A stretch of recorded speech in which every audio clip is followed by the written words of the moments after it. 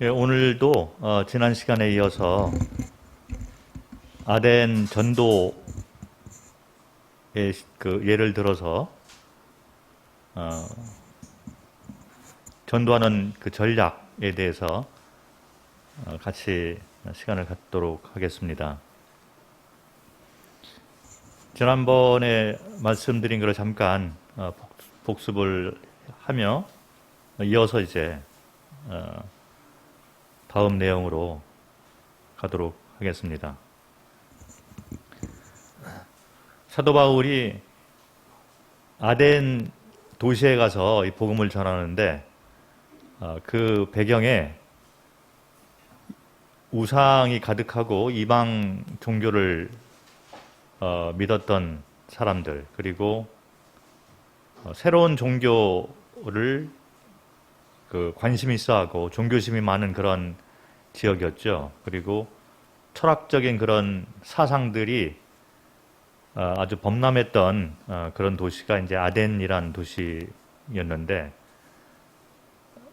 사도 바울이 유대인의 그 배경을 가지고 있었지만 듣는 자들의 입장에서 눈높이에 맞는 그런 복음을 전하는 것을 볼 수 있습니다. 이제 전도 전략이죠. 그래서 그와 같은 그 전도 전략을 우리가 습득을 하고 복음의 내용을 이제 효과적으로 전달하는 것이 필요하다.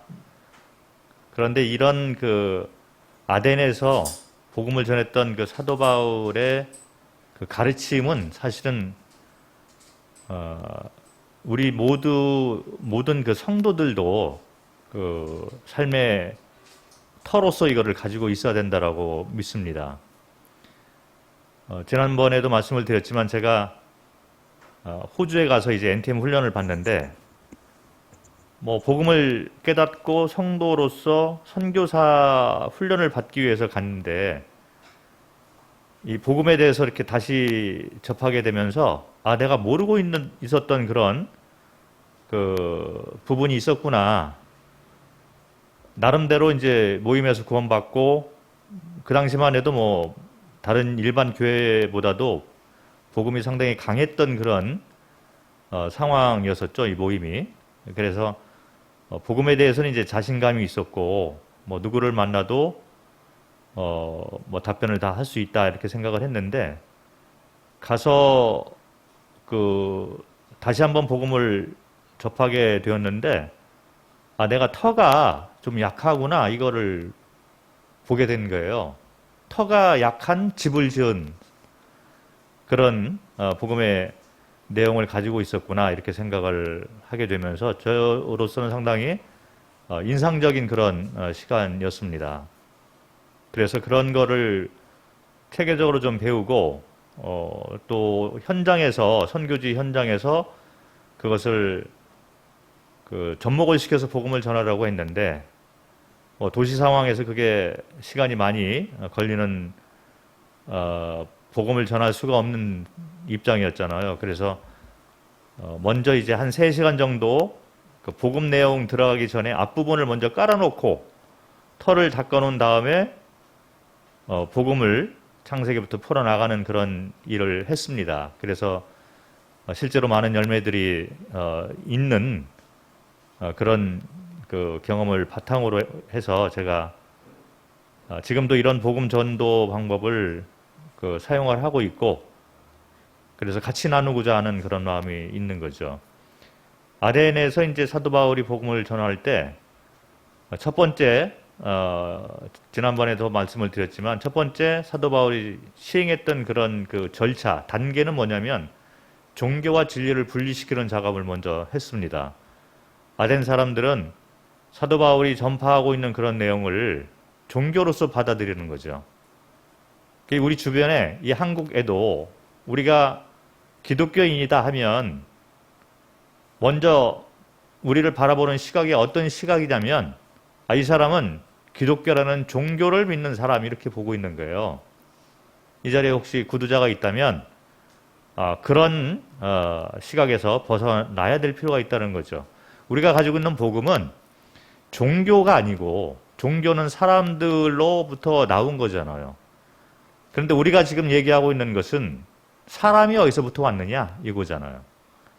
그래서 요 작업을 먼저 거치지 아니하면 첫 단추가 잘못됐기 때문에 그 다음 단추도 계속 잘못되고 있는 거죠. 그래서 실컷 듣고 하는 얘기가 뭐냐면, 아, 기독교도 좋은 종교인데 나는 다른 종교를 또 한번 알아보겠소. 그리고 내가 믿는 종교는 다른 종교요. 이렇게 나오는 거예요. 그래서 아무 열매가 없는 그런 복음을 전하는 경우가 많이 있습니다. 그래서 반드시 종교와 진리를 분리시키는 작업을 반드시 해야 된다는 거예요. 이게 거치지 않으면 잘못된 허공을 향해서 주먹을 날리는 것처럼 그렇게 될 수 있다는 거죠. 종교는 사람들로부터 나왔는데 우리가 믿는 진리는 사람 자체가 어디서부터 왔느냐, 이 뿌리를 찾고자 하는 그런 작업인 거죠. 이 복음이 진리이다라는 것을 가르쳐 줄 필요가 있고, 그 다음에 사람이 어디서부터 왔느냐, 창조냐 진화냐, 요거를 좀 설명을 해줄 필요가 있는 거죠. 그러고 난 다음에 창조주를 얘기를 하고, 창조주가 누구인가를 설명해 놓은 그 매뉴얼이 바로 성경책이라는 것입니다. 그래서 세 번째 단계로 이제 성경을 그렇게 소개를 하고, 그 다음에 성경에 나와 있는 이 스토리들이 인간의 역사다, 이것을 자세하게 좀 피할 수 없고 변명할 수 없는 그런 근거들을 가지고 제시를 해줄 필요가 있어요. 그래서 이런 털을 반드시 놓고 우리가 지금 현재라는 이 시간에 살고 있는데 이 과거에 우리의 뿌리가 과연 어디서부터 왔는가를 반드시 짚어줄 필요가 있는 거죠. 그리고 앞으로 어떤 일들이 일어나는가, 성경이 예언이기 때문에 성경에 나와 있는 예언의 말씀들이 과거에 그대로 되었고 현재 그대로 되어지고 있고 앞으로도 그대로 일어날 일들이다라는 것을 성경을 통해서 제시를 해줄 필요가 있어요. 그렇게 했을 때 듣는 사람이 이제 그러면 나는 어떤 사람이구나, 이 성경이 만약 사실이면 나는 히브리서 9장 27절의 말씀대로 한 번 죽는 것은 정하신 것이요, 그래서 내가 죽는구나. 그런데 죽음에서 끝나는 것이 아니라 그 다음에는 심판이 있다라는 것을 스스로 바라보게 된다는 거죠. 성경이 종교이면 이게 거짓말일 수 있다는 얘기잖아요. 그런데 만약에 이게 진리이면 여러분들은 반드시 죽게 돼 있잖아요. 우리가 죽는 이유가 무엇인가? 그리고 죽으면 끝인가? 성경을 보니 심판이 있다.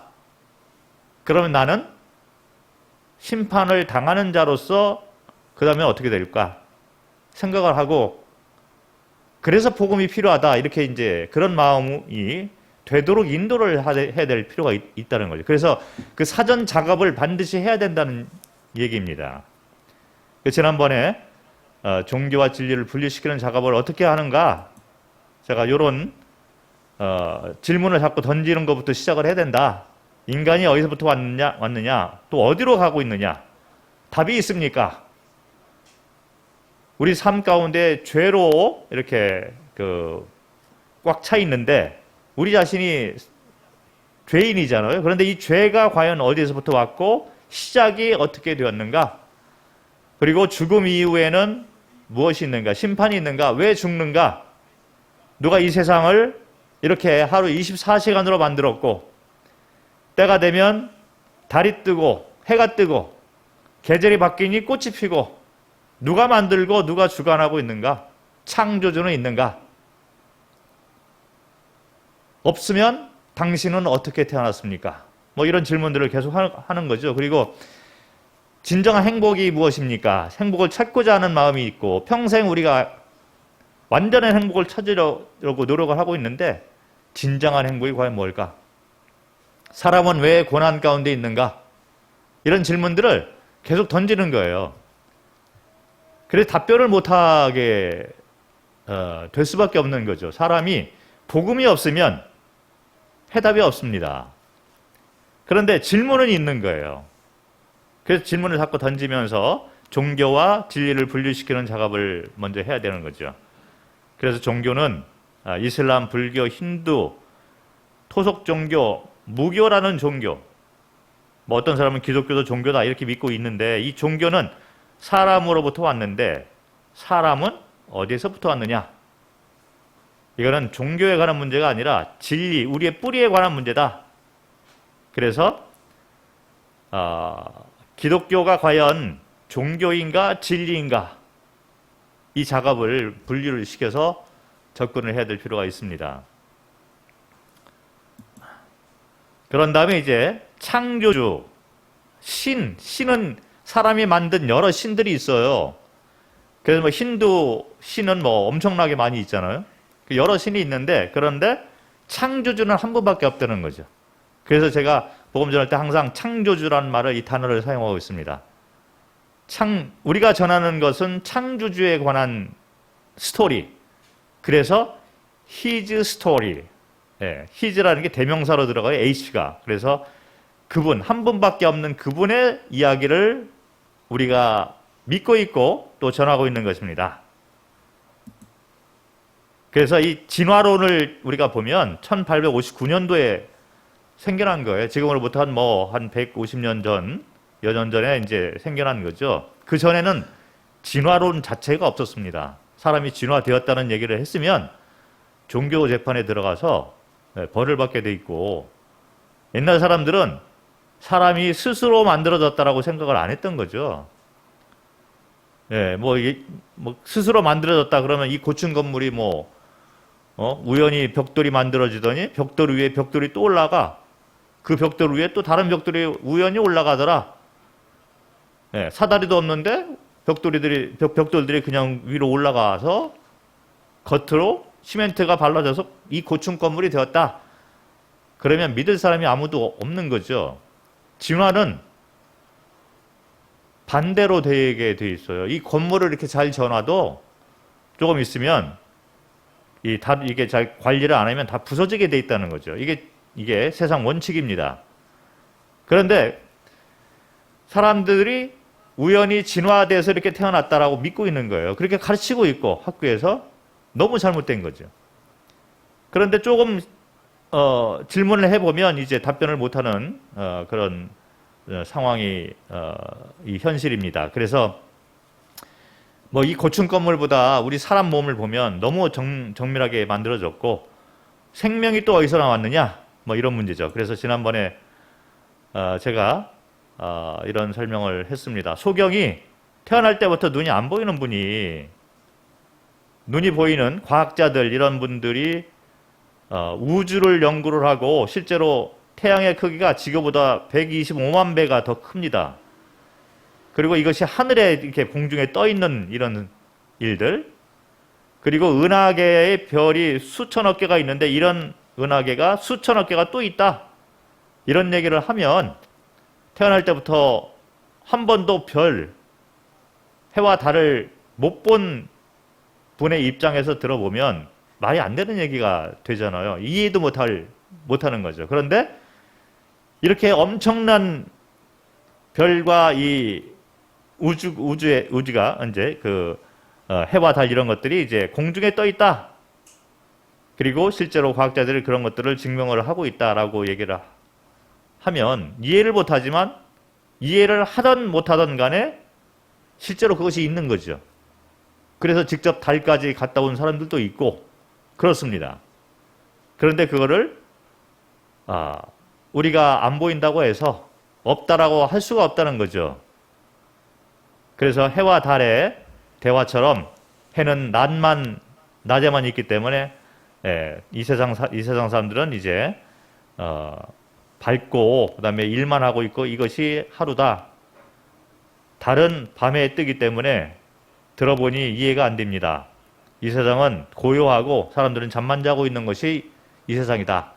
해와 달이 이제 논쟁을 하는 거예요. 자기가 본 대로 얘기를 하니까 논쟁이 되죠. 그런데 바람이 지나가면서 해와 달아 어리석다. 하루는 낮과 밤으로 되어 있다. 바람은 낮에도 불고 밤에도 부는 거예요. 보이는 세계가 있지만 보이지 않는 세계가 분명히 있다는 거죠. 그래서 성경은 한 번 죽는 것은 정하신 것이요 그 후에는 심판이 있다. 심판을 안 믿는 사람들이 안 믿는다 할지라도 반드시 심판을 받게 돼 있다는 거죠.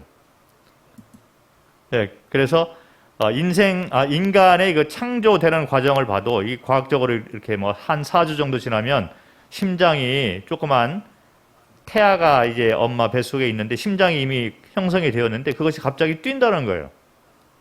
생명이 들어갔다는 얘기죠. 그래서 우리 모두는 생명을 가지고 이 땅에 태어났습니다. 그런데 태어난 후로 창조주가 없다라고 반역을 하고 살고 있는 거예요. 창조주 입장에서 보면 이거는 용서할 수 없는 반역죄라는 겁니다. 이렇게 해서 태어났는데 창조를 해서 이렇게 만들어져서 태어났는데 태어나고 조금 자아가 형성되면서 나는 창조주를 안 믿어. 나는 스스로 태어났어. 이렇게 살고 있다는 거예요. 죽을 때까지 그렇게 사는 거죠.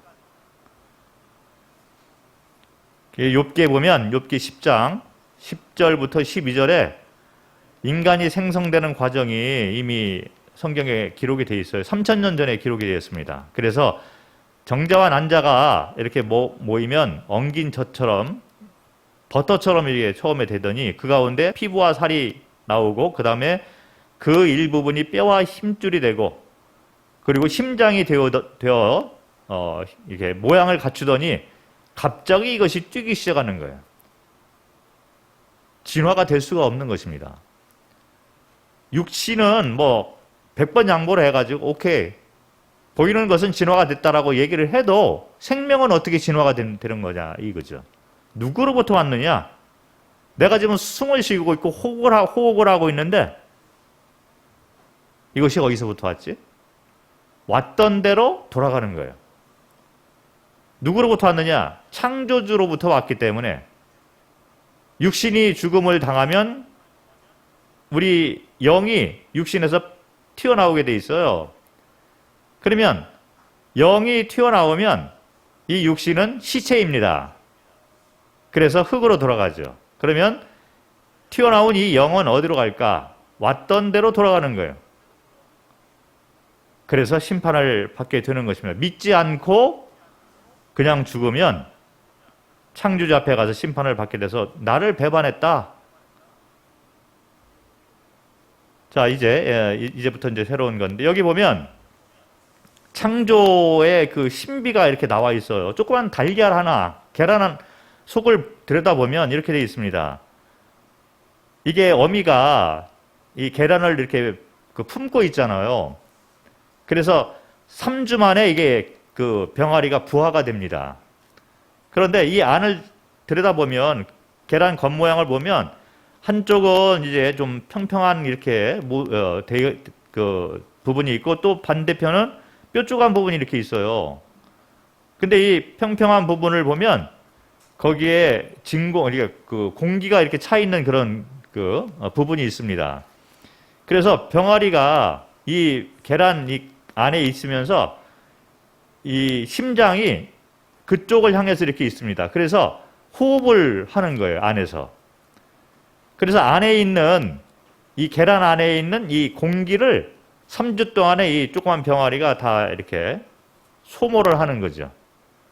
그래서 3주가 지나면 이제 부화할 때가 됐는데 그때가 되면 이 공기가 찼던 공간이 이 병아리가 다 썼기 때문에 거기가 진공 상태가 되는 거예요. 그래서 이 넓적한 부분이 깨어지기가 아주 쉽습니다. 그러면 3주 후에 병아리가 부화가 되는데 병아리 심장이 항상 공기가 있는 쪽을 향해 있습니다. 그래서 계란 안에 산소 소모가 다 된 후에는 이 부리를 사용해서 조금만 톡 건드리면 그 평평한 쪽에 계란이 이렇게 깨어지게 돼 있어요. 쉽게 깨어집니다. 그래서 밖에 있는 공기가 안으로 들어오는 거예요. 그러니까 더 쉽게 깨어지는 거죠.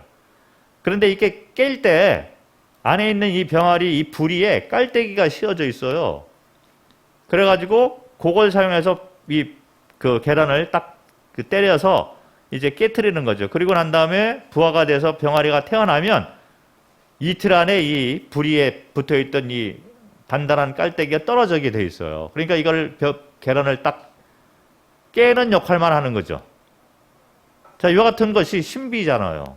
창조의 생명의 신비인 것입니다. 조그만 닭이라 하더라도 이런 과정 속에서 태어난 거죠. 우연히 태어난 것이 없습니다.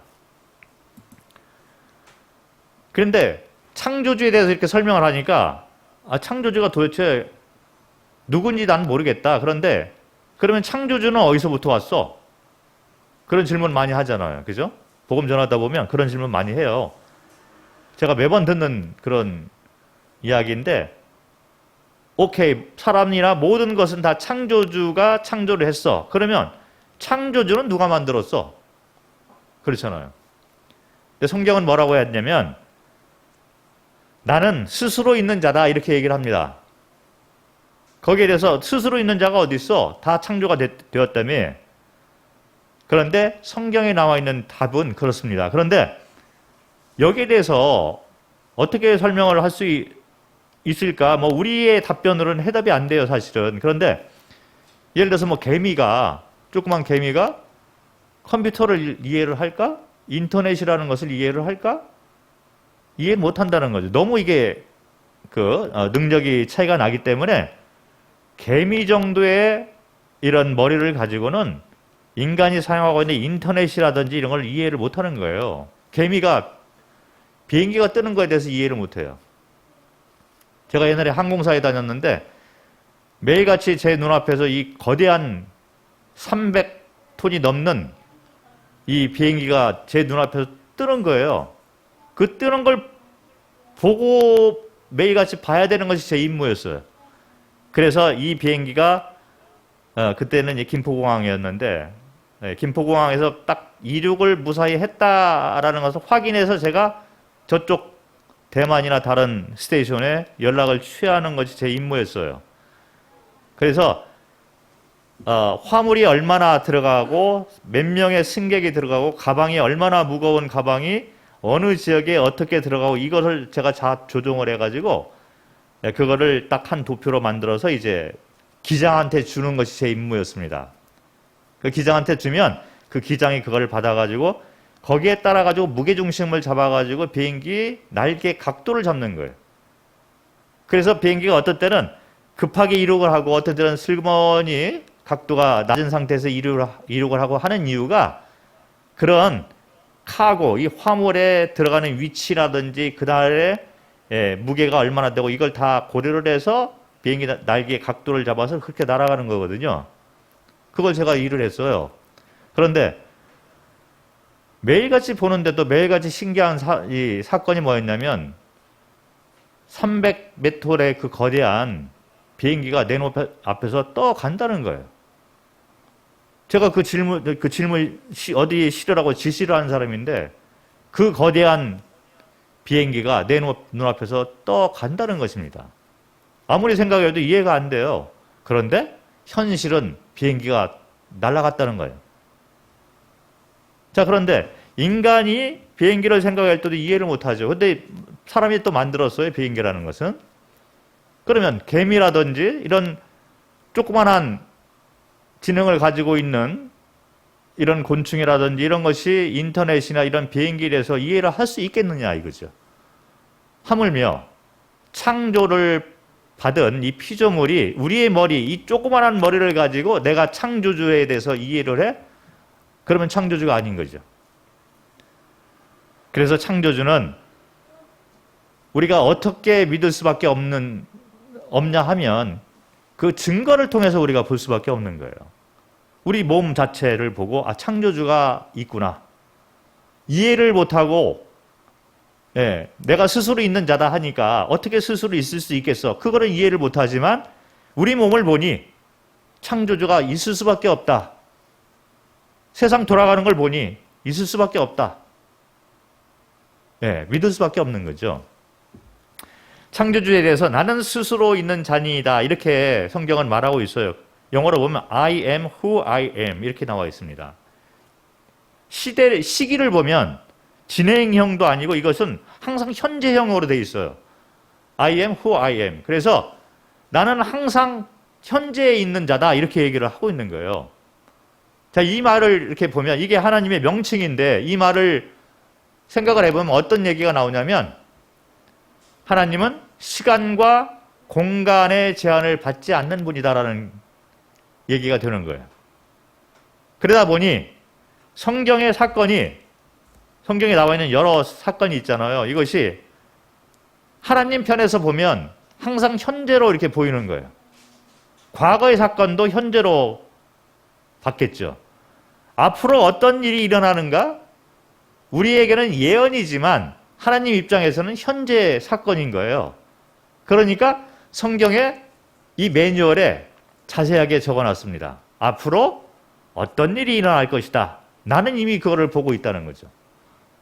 하나님에게는 항상 현재이기 때문에 그래서 성경을 이렇게 보면 인간은 시간과 공간의 제한 가운데 딱 살고 있어요.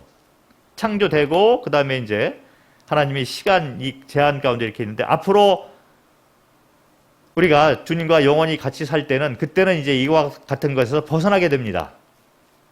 그런데 지금 우리가 이 땅에 살고 이 반역죄를 짓고 살아가는 이 육체를 가지고 있는 동안에는 시간과 공간의 제한 가운데서 살고 있는 거예요. 우리 입장에서 보면 과거, 현재, 미래가 있는 거죠. 근데 하나님 입장에서 보면 다 현재인 거예요. 이런 제한이 없기 때문에 하나님이 볼 때 앞으로 어떻게 일어날 것인가 너무 자세하게 알고 계시고 실제 지금 현재 되어지고 있는 이 사건들, 이 예언의 성취가 이미 성경에는 과거에 기록이 된 것들이 지금 성취되어 있는 것이 많이 있고 앞으로 이 세상이 어떻게 될 것인가 이런 것들도 성경에 다 기록이 이미 되어 있다는 거예요. 우리 입장에서는 미래인데 성경은 이미 다 기록이 되어져 있습니다. 그리고 이 세상은 그대로 그 방향대로 가고 있는 것을 우리가 눈으로 볼 수 있는 거예요. 그래서 성경은 매뉴얼이고 그리고 인간의 역사를 얘기하고 있다라는 것을 통해서 성경이 진리의 말씀이라는 것을 증명을 해줄 필요가 있습니다. 성경은 His story, 히스토리라고 그러잖아요. 뭉치면 히스토리, 그래서 역사라는 거죠. 출애굽기 3장 14절에 I am who I am. 그래서 나는 스스로 있는 자다. 과거, 현재, 미래 역사적인 사실을 증명을 할 수가 있어요. 과거를 통해서. 그리고 앞으로 그리고 지금 되어지는 일을 통해서 예언이 실제로 되어지고 있다는 것을 우리가 증명을 해 줄 수가 있는 부분이 있습니다. 그런 것들을 우리가 좀 연구를 해서 제시해 줄 필요가 있다는 거죠. 복음을 전할 때 이런 걸 좀 공부를 해서 준비를 해야 될 필요가 있습니다. 뭐 성경에 대해서 이제 소개를 해 줄 때 이거를 암기를 해라. 뭐 성경은 이렇다 해서 공부를 시킬 필요 없어요. 간단하게 소개만 하면 돼요. 성경은 잘 모르시니까 처음 이 성경을 모르시는 분들은 이게 뭐냐? 성경은 한 권으로 돼 있지만 그 가운데 들어가 보면 구약과 신약으로 나눠져 있고 구약은 39권, 신약은 27권, 그래서 39, 27이잖아요. 66권으로 되어 있습니다. 저자는 40명, 40여 명이 썼는데 시기를 보면 이 쓰여진 이 완성이 되는 이 시기를 보면 1600년에 걸쳐가지고 이 성경이 완성이 되었다는 거예요. 첫 번째 모세가 이거를 쓴 첫 번째 저자였다면 계시록까지 이제 마지막까지 이렇게 쓰여져 있는 이 기간이 1600년 동안 시간을 걸쳐가지고 이제 쓰여진 것이 성경이다. 내용은 뭐 여러 내용이 있죠. 창조, 인간 타락, 죄, 사망, 천국, 지옥, 인간 역사, 예언들 뭐 이런 것들이 다 있고 대속사역에 대해서도 얘기를 하고 있고 간단하게만 소개를 하면 돼요. 왜 그러냐면 전혀 모르기 때문에. 그런데 성경을 통해서 우리가 봐야 될 게 뭐냐면 성경은 역사적인 사실이라는 거죠. 그래서 이제 역사적인 사실에 대해서 이제 조금 구체적으로 설명을 할 필요가 있습니다. 창세기 1장 1절을 보면 태초에 하나님이 천지를 창조하시니라 해서 사실은 창세기 1장 1절을 믿는 사람은 성경 전체를 믿을 수가 있어요. 근데 안타깝게도 이런 현상이 요즘 일어나고 있는데 내가 창조주는 믿어. 나도 창조주 믿어. 태초에 하나님이 천지 창조하시나 나도 믿어. 내가 거절하는 게 아니야. 그런데 그 다른 내용에 대해서는 내가 어떤 거는 믿고 어떤 거는 안 믿어. 이런 것들이 또 문제예요.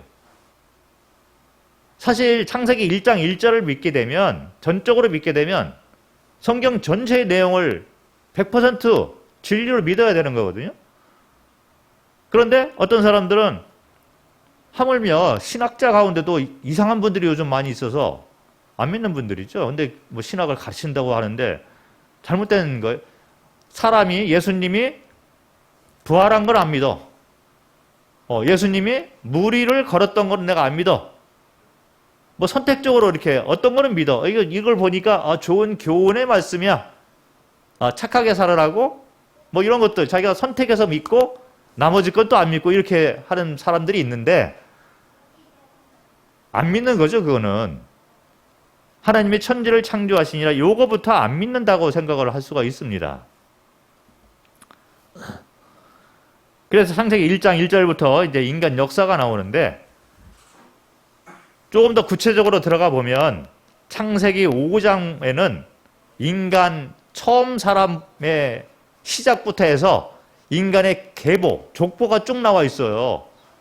요거를 우리가 그냥 넘어가서는 안 되는 이유가 뭐냐면 우리 한 가정에서도 우리 족보책 있잖아요. 족보책 없는 분들도 있는데 우리 집도 없어요. 없는데 예. 보니까 조금 과거에는 있었더라고요. 뭐 요즘 세상에야 뭐 족보책 뭐 별로 신경 안 쓰지만 그 족보를 보면 이게 다 이렇게 돼 있습니다. 그래서 우리 때는 이름을 지을 때 어떤 돌림자로 짓고 이게 있잖아요. 근데 우리 위 때는 어떤 돌림자여서 이게 다 있어요. 그런데 이게 또 할아버지 때 뭐 증조 할아버지, 고조 할아버지 이렇게 쭉 가잖아요. 그럼 어느 정도 그 삶이 이렇게 보여요. 그런데 연령과 삶의 흔적들이 이렇게 보이는데 창세기 5장에 그게 기록이 돼 있다는 거예요. 처음 사람이 몇 년 전에 만들어져서 이분이 몇 살까지 살다가 돌아가셨다. 그리고 자손이 누구인데 그 자손이 이름이 뭐다. 그리고 그 자손의 수명이 얼마까지 되었다. 이런 것이 성경의 창세기 5장에 다 기록이 되어 있습니다. 그래서 보면 창세기 5장 1절부터 이렇게 쭉 보면 이것은 아담의 계보를 적은 책이니라. 하나님이 사람을 창조하실 때 사람의 모양대로 지으시되 남자와 여자를 창조하셨고. 자, 그래서 여러분들 가운데 남자 아니면 여자인 거예요. 중성이라고 얘기를 해도 스스로 알게 되겠죠. 나는 태어날 때 뭘로 태어났어? 태어날 때부터 중성으로 태어나서 요거는 스스로 생각하는 거예요. 스스로 선과 악의 기준도 만들어서 나는 태어날 때 여자지만 지금 보니 남자더라. 자기 생각이죠. 창세기를 보니 이 세상은 남자와 여자로 하나님이 창조하셨다. 그들이 창조되던 날에 하나님이 그들에게 복을 주시고 그들의 이름을 사람이라 일컬었더라. 그래서 여러분들은 사람입니다. 동물이 아니에요. 여기 사람이라 딱 써 있잖아요. 모든 것이 성경대로 이루어져서 우리가 지금 살고 있는 겁니다. 여자가 아이를 낳을 때 해산의 고통이 있어. 성경에 나와 있는 얘기잖아요. 다 그대로 되어지고 있고 남자는 일을 해야지 먹고 살 수가 있다. 뭐 이런 것들. 아담은 130세에 자기의 모양 곧 자기 형상과 같은 아들을 낳아 이름은 셋이라 하였고 아담은 셋을 낳은 후에 800년을 지내며 자녀들을 낳았으며 그는 930세에 살고 죽었더라. 거기서 끝나는 것이 아니라 그 다음에 아담의 후손 셋은 105세에 에노스를 낳고 에노스를 낳은 후 877년을 지내고 자녀를 낳았고 920세까지 살고 죽었더라. 그리고 또 누구를 낳고 해서 쭉 보면 노아까지 나오는 거예요. 노아가 500세 된 후에 셈과 함과 야벳을 낳았더라. 이것이 창세기 5장의 내용인 것입니다. 신기하게도 이 연령이 다 나와 있다는 거예요. 근데 왜 과거 사람들은 왜 그렇게 오랫동안 살았을까? 900년이 넘게 사는 사람도 있잖아요. 지금은 뭐 100년 살면 장수하셨습니다. 조금 있으면 장례식 치러야 되는데 이게 사람의 수명의 한계잖아요, 지금은.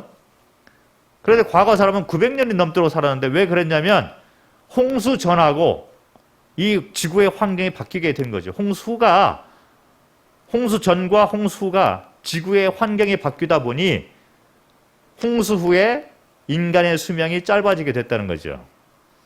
지금은 우리가 지구적으로 전체적으로 큰 문제를 겪고 있습니다. 홍수 때부터 시작해서 이 지구가 점점 어려워지기 시작하는 거예요. 그래서 탄소 이런 것들이 많아지다 보니 이제 지구 온난화가 되면서 이런 오존층 같은 것이 점점 파괴가 되고 그래서 세상은 종말로 가고 있다. 매일같이 우리가 보는 뉴스에 그런 얘기를 하고 있습니다. 산불이 나고 지진이 일어나고 바다가 엉키고 기후가 시베리아가 이제는 녹아내리고 이렇게 되고 있는 이유가 세상이 종말로 가고 있기 때문에 그렇게 되는 거죠. 이게 다 예언의 말씀이 말씀대로 성취가 되고 있는데 홍수 전에 사람들이 그렇게 오랫동안 살았습니다. 요거를 이 연령대로 딱 이렇게 한번 계산을 해보니 어떻게 도표가 나오냐면 이렇게 나와요.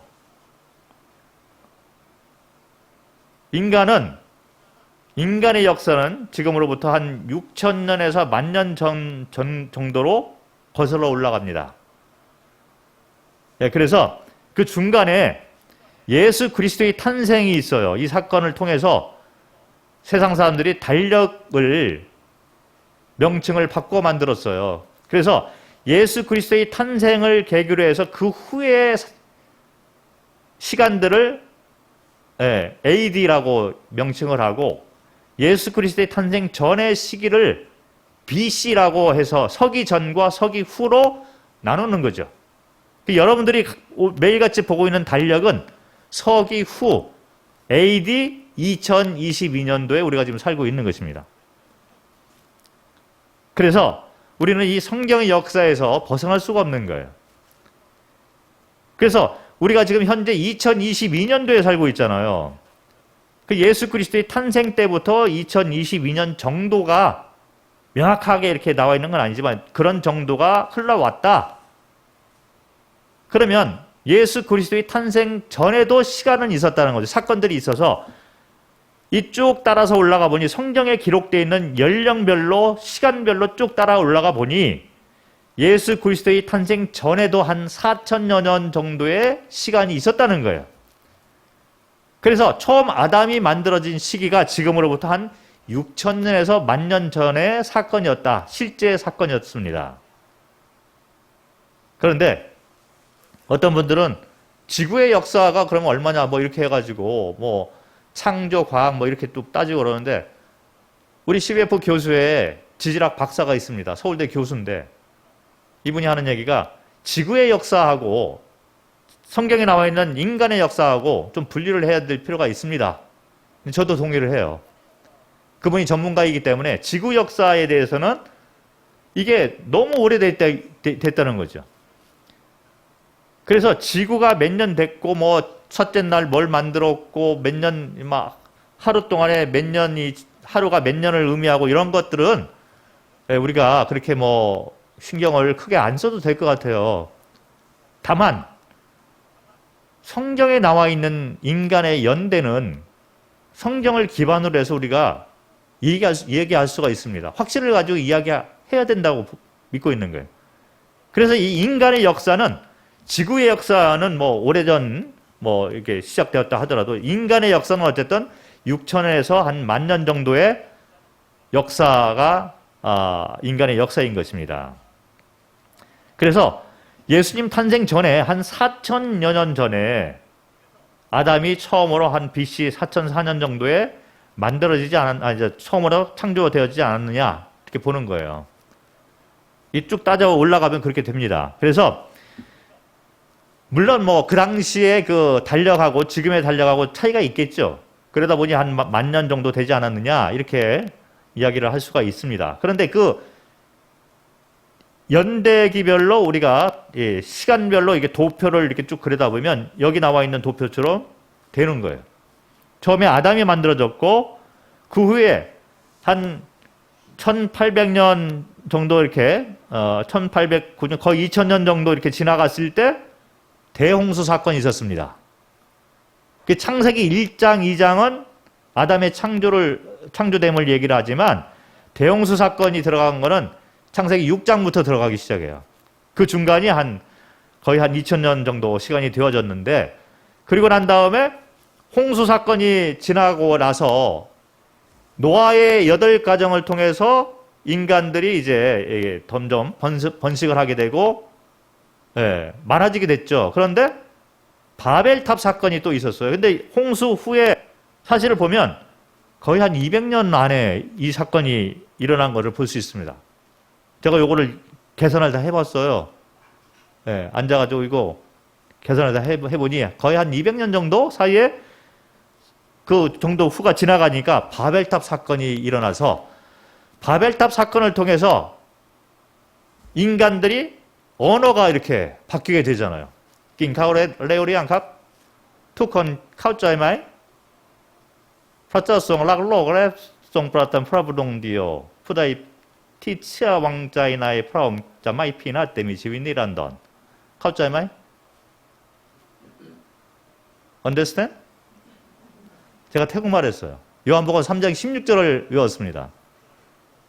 이게 제가 태국 가서는 태국 갈 때 한마디도 못했어요. 근데 가서 다 배웠어요.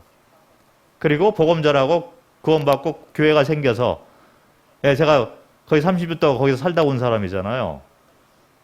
너무 희한한 게 태국 사람도 우리하고 비슷한 사람들이 많이 있어요. 중국계 사람도 많이 있고 그러니까. 그런데 같은 아시아권인데도 말이 전혀 틀려요. 그들은 5성이 있습니다. 5가지 성이 있어요. 성이 틀리면 말이 안 돼요. 제가 택시를 탔는데 어디 가냐고 물어봐서 가까운 데 갑니다. 그럼 요금이 싸잖아요. 근데 톤이 미드톤 이렇게 평상하고 그다음에 폴링이라고 해서 이렇게 올라갔다 내려가는 톤이 있어요. 근데 요걸 잘못하면 먼데 간다 이렇게 얘기가 돼요. 똑같은 발음인데 제가 톤을 잘못 몰라가지고 먼데 간다 얘기를 한 거죠. 가까운 데 가냐. 그래서 그때는 미터기가 아니고 그냥 탈 때 가격 측정을 하는 거기 때문에 제가 바가지를 써서 가고 그랬었습니다. 언어가 왜 우리하고 틀릴까? 그리고 우리는 나는 학교에 갑니다 하잖아요. 그죠? 나는 학교에 갑니다. 근데 거기는 나는 갑니다 학교. 영어식인데 또 우리는 나의 집 하잖아요. 근데 거기는 집 나의 이렇게 되는 거예요. My house, 나의 집. 이건 또 영어는 한국말로 똑같은 원칙이 있는데 거기는 집 나의 또 이렇게 돼요. 그래서 고생을 많이 했습니다. 몇 년 동안. 이와 같은 세상의 언어가 언제부터 달라지기 시작했느냐? 바벨탑으로부터 나왔다는 거예요. 그렇잖아요. 그러면서 세상에 사람들이 퍼지기 시작했습니다. 그래서 그때부터 시작해서 인류 역사에 근원적인 이런 것들이 다 기록이 되기 시작한 거예요. 그게 바벨탑 사건 후라는 것이죠. 그래서 지금으로부터 4,500년 전, 한 5,000년 전부터 이 세상은 각 나라들이 생기기 시작했고 각 나라들의 기록이 스스로 이제부터 보존하게 되었다는 거죠. 그래서 밀교 4대 문명 이렇게 해서 나오고 중국 역사, 그다음에 인도 역사 이렇게 쭉 나오는 거예요. 그게 한 5,000년 전 얘기죠. 한국은 몇 년? 단기 몇 년이죠? 한 4,700년 되나? 이렇게 되는 거예요. 우리도 배달민족, 한국 민족이잖아요. 단기가 이렇게 됩니다. 그러면 한 500년 이렇게 되는 한국 민족의 역사를 가지고 있는데 너무 정확한 얘기를 하고 있는 거예요. 그러면 처음 이 선조가 와가지고 이 한국이라는 나라를 세워서 한국이라는 나라의 역사가 시작이 되었다는 얘기인데 이 우리의 조상, 첫 번째 조상이 어디서 왔느냐? 제가 중국 사람 만나가지고 중국 가가지고 복음을 전하는데 아주 지식이 맞은 분이에요. 이분의 아들이 둘 다 의사입니다. 아주 학자예요, 이분이. 근데 복음을 전하는데 제가 이걸 물어봤어요. 선생님께서 중국 사람이고 아주 많은 지식을 가지고 있는데 중국 역사가 몇 년 정도 됩니까? 한 5천 년 된대요. 자, 그러면 중국 첫 번째 분이 중국 와가지고 나라를 시작한 것이 한 5천 년 전 얘기인데 이분이 어디서부터 왔습니까? 답변을 못 하잖아요. 그 사람은 천지를 믿어요. 땅, 하늘과 땅. 그래서 하늘에서 떨어졌나? 선생님, 농담하지 마십시오. 하늘에서 사람이 어떻게 떨어집니까? 답변 못 하시죠? 모르면 모른다고 하시는 게 맞지 않습니까? 막 제가 조금 이렇게 막 추궁하듯이 하니까 이분이 그럼 한번 얘기해봐. 막 이렇게 나오잖아요. 그래서 그분은 중동으로부터 왔습니다. 바벨탑 사건이 있었는데 거기서부터 오게 된 거죠. 바벨탑 사건 전에는 이러이러한 사건이 있었습니다. 그래서 제가 인간 역사를 쭉 풀어주니까 쭉 따라오시는 거예요. 답변을 이분이 못하는 거기 때문에. 그리고 이런 인간 역사, 이 도표 이거는 다른 종교책에서는 찾아볼 수도 없어요. 이 세상 어디에도 없습니다. 성경에서만 이 답을 찾을 수가 있다는 거예요. 이거를 반드시 우리가 해줘야 되는 거예요. 그리고 좀 더 구체적으로 들어가면, 자, 인간 역사, 하나님이 사람을 만들었잖아요. 그래서 흙으로 만들어가지고 코에다가 생기를 불어넣어서 여러분들이 생명을 가지고 있습니다. 자, 그런데 데살로니가 전서 5장을 보면 평강의 하나님이 친히 너희로 온전히 거룩하게 하시고 또 너희 온 영과 혼과 몸이 이렇게 나오잖아. 이 사람은, 우리는 이 세 가지 걸로 구성이 되어 있어요.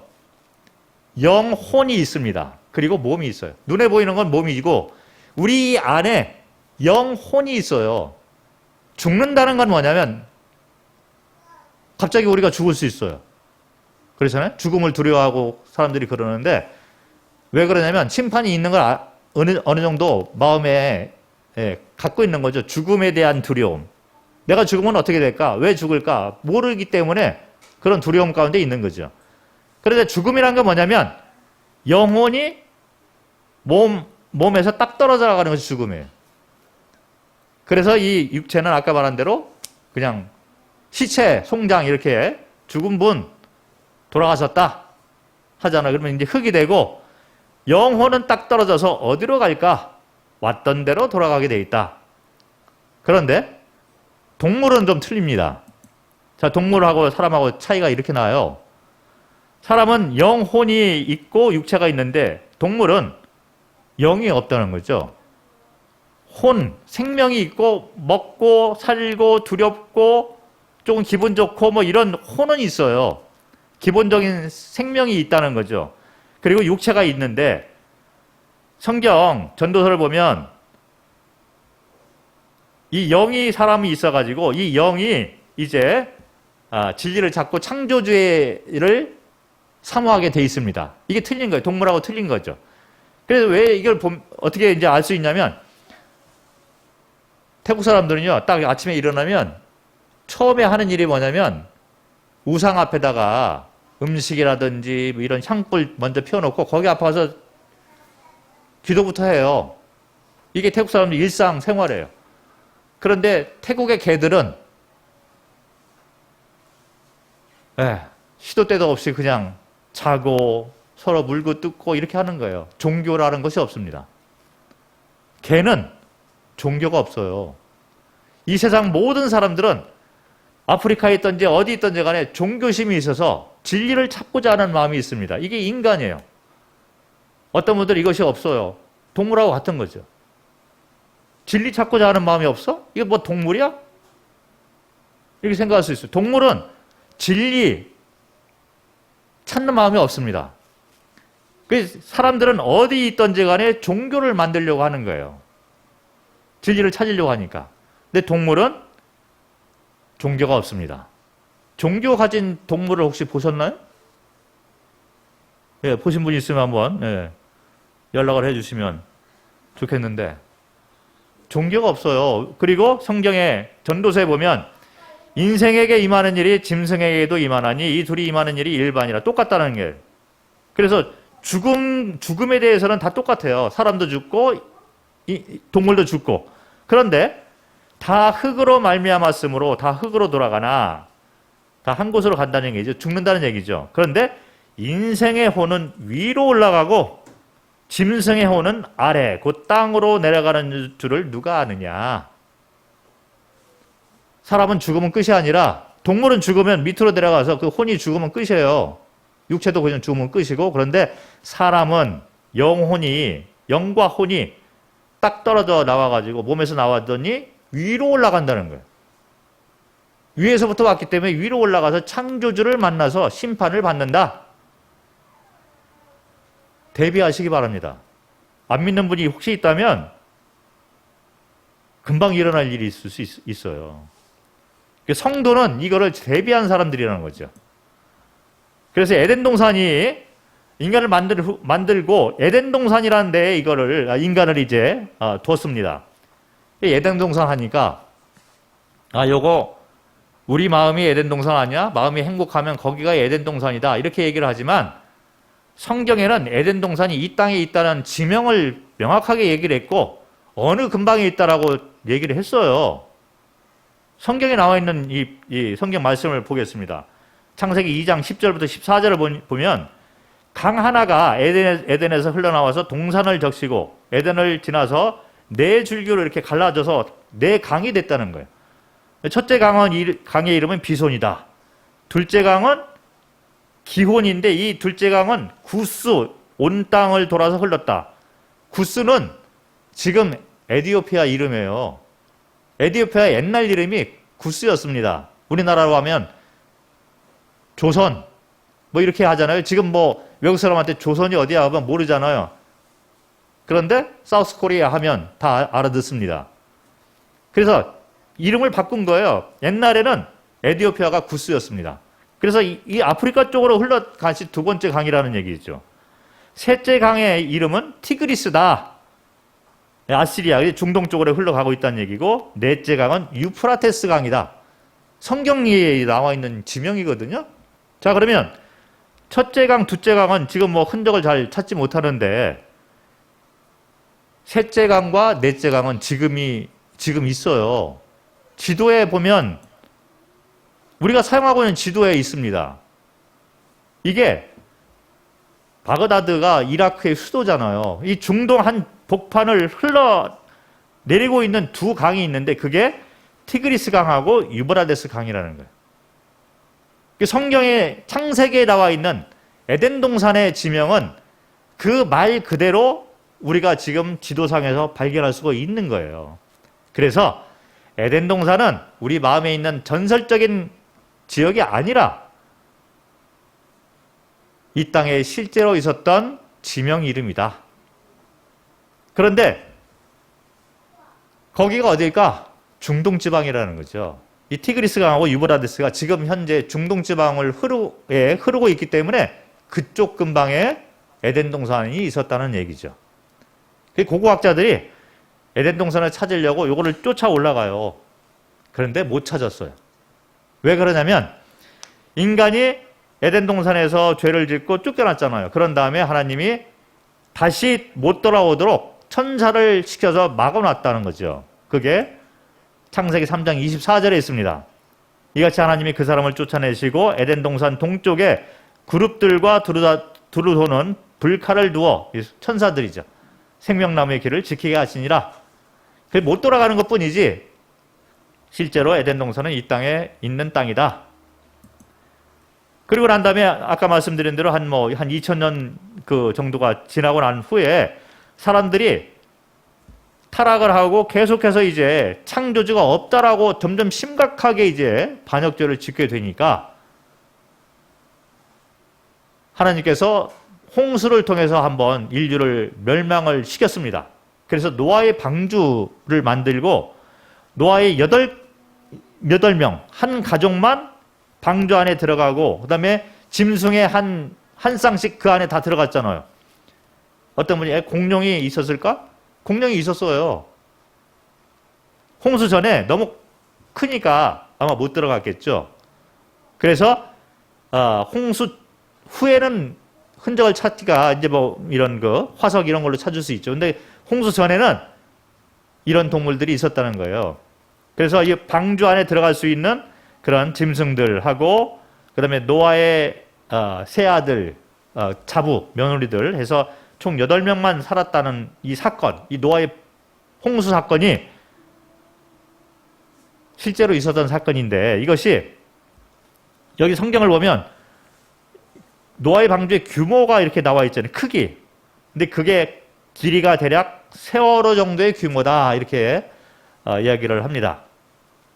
상중하 3층으로 이렇게 되어 있다. 뭘로 만들어져 있고 이게 다 나와 있어요. 그런데 노아의 방주 안에 이제 사람과 동물들이 들어가서 문이 딱 닫혔는데 그 다음에 이제 40주야 40일 동안 비가 내리고 그래서 홍수가 나서 이 세상 모든 사람과 짐승들이 죽었습니다. 죽어서 오직 그 안에 들어가 있는 노아의 식구들과 그 다음에 동물들만 이렇게 살게 되었는데 그 다음에 이제 비가 그치고 노아의 방주가 이렇게 계속 이제 물 위에서 떠다니다가 하나님께서 물을 이렇게 다 줄어들게 해가지고 마르게 한 거죠. 그래서 홍수가 이제 끝났어요. 근데 그 많은 물이 어디로 갔을까? 성경에 보니 여기 보면 내가 안 써놨는데 9장 1절인가 여기 보면 8장 마지막 절인가 여기 보면 하나님이 바람으로 이 물을 딱 갈라서 모아놨어요. 지금 그게 남극과 북극의 얼음이 되었다 이런 얘기죠. 그래서 이 물들이 그렇게 딱 얼음으로 변해 있는데 날씨가 더워지니까 이 물들이 이 얼음이 점점 녹고 있잖아요. 다 녹으면 홍수가 난다는 거죠. 그래서 침수가 가능한 지역은 다른 데로 대피를 하고 있어요. 이런 것들이 이제 다 그대로 성경적인 얘기고, 근데 노아의 방주가 성경에 보면 방주가 아라랏산에 머물렀다 나오잖아요. 아라랏산은 해발 한 5,200m 정도 됩니다. 근데 이 아라랏산이 어디일까? 이 성경 창세기 8장에 아라랏이라는 용어가 나오는데 이 용어가 지금 지도를 보면 그대로 사용되고 있어요.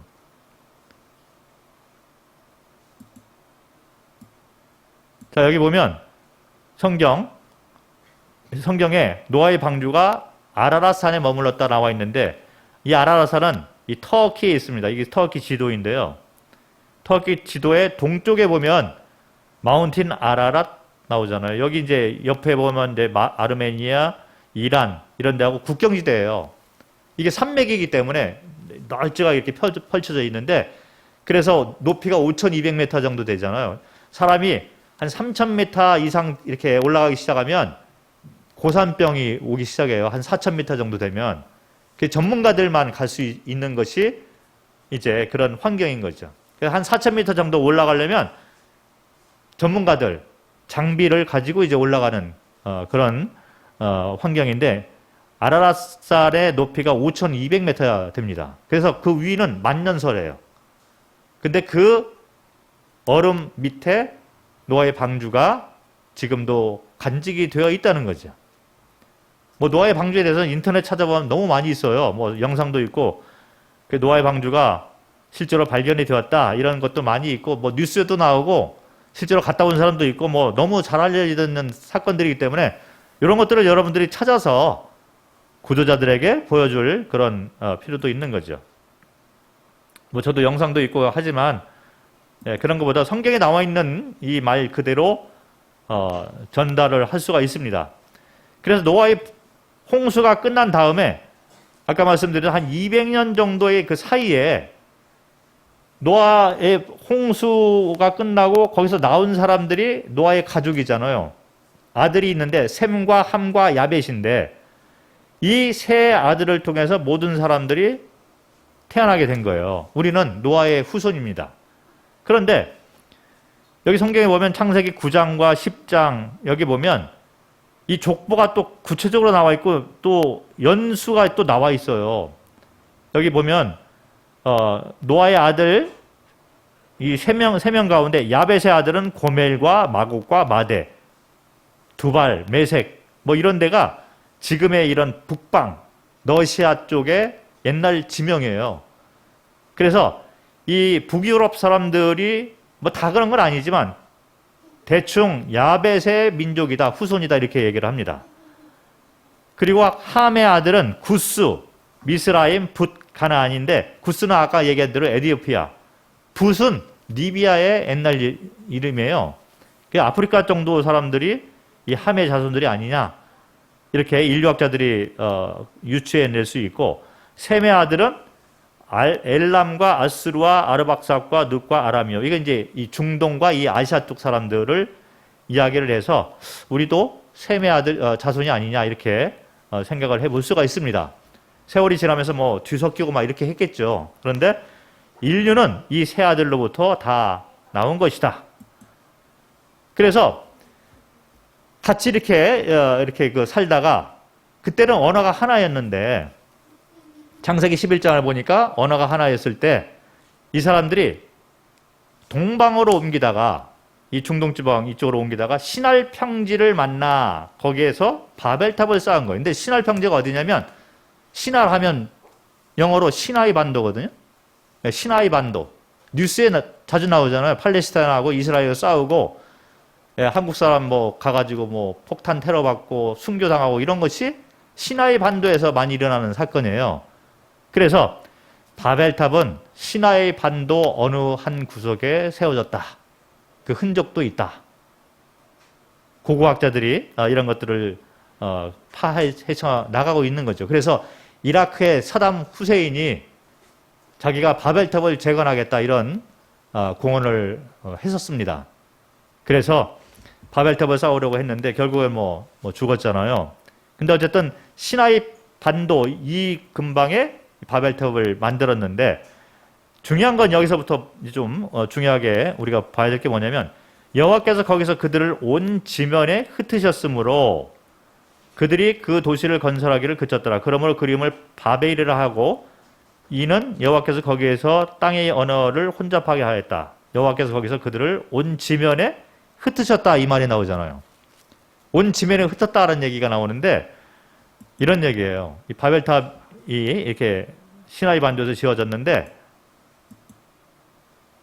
여기 보면 바벨탑 이후에 인류가 이렇게 흩어졌어요. 중동에서 바벨탑이 지어졌는데 언어가 다르니까 아까 제가 태국말 했을 때 못 알아들었잖아요. 같이 하기가 힘들어요. 네, 그래서 태국말 하는 사람끼리 같이 있어야 돼요.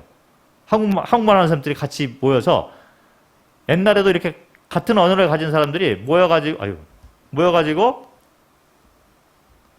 모여가지고 이제 다른 데로 옮겨가기 시작하는데 어떤 사람들은 북쪽으로 가가지고 러시아, 지금의 러시아, 그 다음에 서쪽으로 간 사람들은 지금의 유럽을 형성하게 되었고 어떤 사람들은 남쪽으로 가서 아프리카가 되었고 어떤 사람은 동쪽으로 가서 중국, 한국, 일본 이렇게 형성이 되었다는 거죠.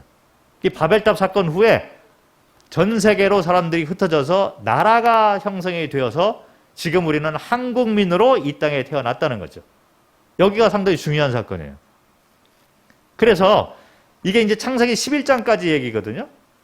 창세기 11장까지, 창세기 1장부터 11장까지를 도표로 딱 연결하고 그 다음에 창세기 12장은 이스라엘 역사가 나와요. 근데 그거는 딱 빼버리고 복음 전할 때는 창세기 11장까지를 설명을 하고 그 다음에는 우리가 학교에서 배운 세계사 내용 있잖아요. 이 러시아, 유럽, 아프리카, 중국 역사는 다 나와 있어요.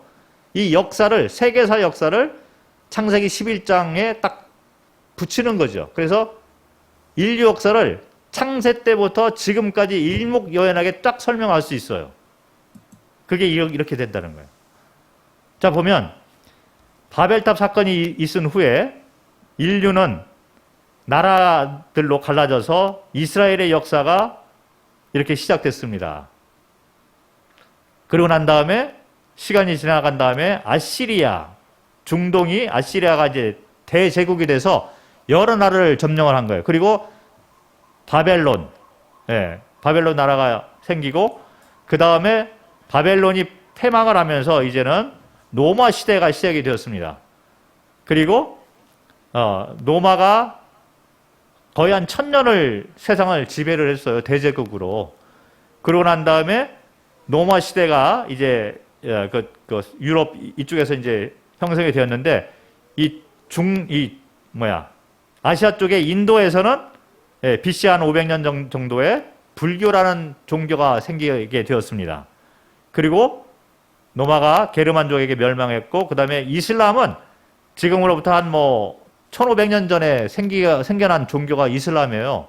불교는 한 2500년 역사가 있고 그 다음에 유럽의 역사가 계속되더니 그 다음에 영국에서 미국이 나와가지고 미국이 독립을 하고 즉 현재까지 미국이 전 세계의 경찰 노릇을 하고 있잖아요. 그래서 지금 현재 여기 우리가 와 있습니다.